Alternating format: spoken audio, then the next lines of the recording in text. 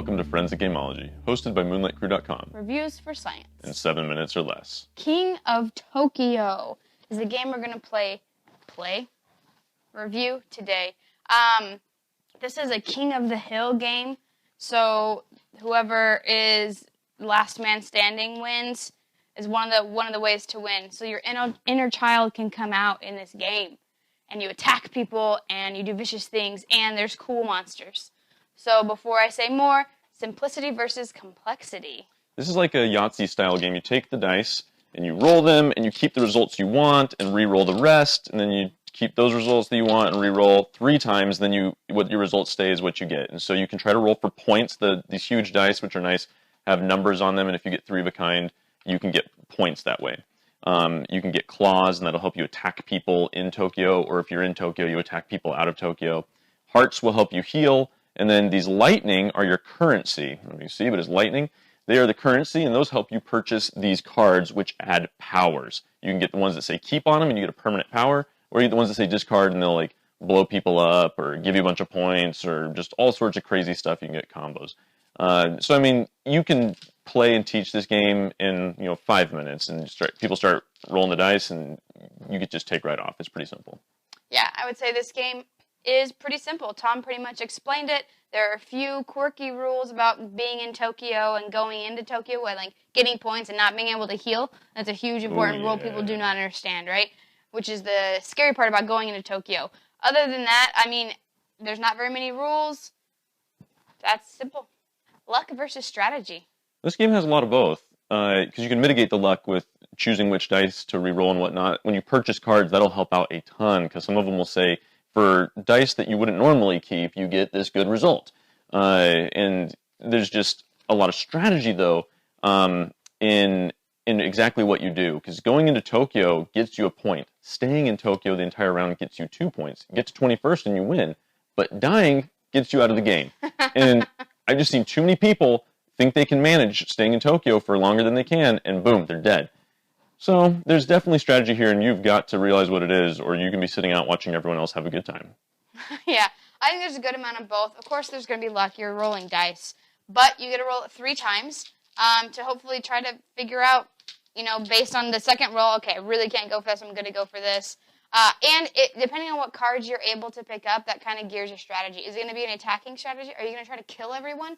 Or are you going to go for points and just try to stay alive and get points before everyone dies, including yourself?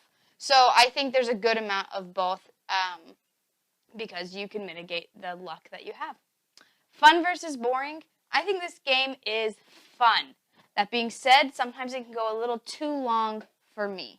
And also, new players, I generally have to tell them, don't stay in Tokyo. Even though you think you're doing fine, try not to stay in Tokyo too long because you can't heal. And inevitably they die because they stay in Tokyo, even after I say it. And so I don't like having to say that. I shouldn't say it. I shouldn't help new players. Maybe comment in the section to see how much you help new players in games like this. But I just feel like they should know that one rule, or not rule, that one strategy tip.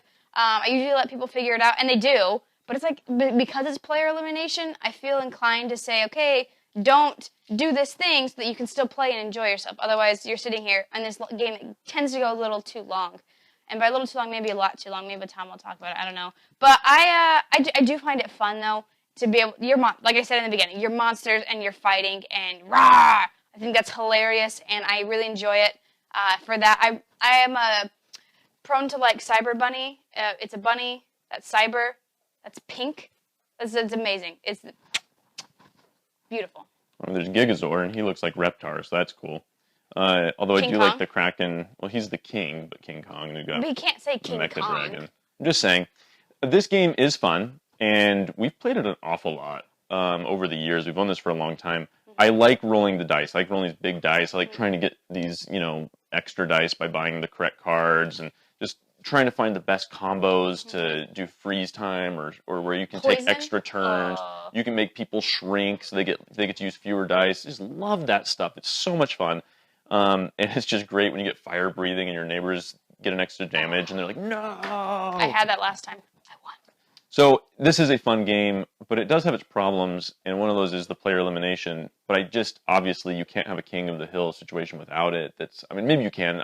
I don't know, but it's a tough thing for me to reconcile with because it can just ruin someone's next 20 minutes. And like Molly said, this game can go for a while. We had a guy come over. We played in a 6-player game, and it was his first time playing, and he didn't make the mistakes. He just rolled and happened to get a claw.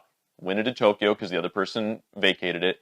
The next person just rolled magically 5 claws, and once the person that eventually died left Tokyo, someone else bought a card that killed him, and it was over. And he had taken 1 or 2 turns, and it's like now I feel kind of uncomfortable because I invited this guy over, and he's chilling out while we're all rolling dice and having a good time, and that happens a lot with this game. So I've got my pet peeves with it, I got my issues, but it is undeniably fun. So you just got to take that for what it is. Yeah. Every time we get to multiples of 500, BGG rating. I jumped the gun too many times. BGG rating, I would give this, I would go with 6.5.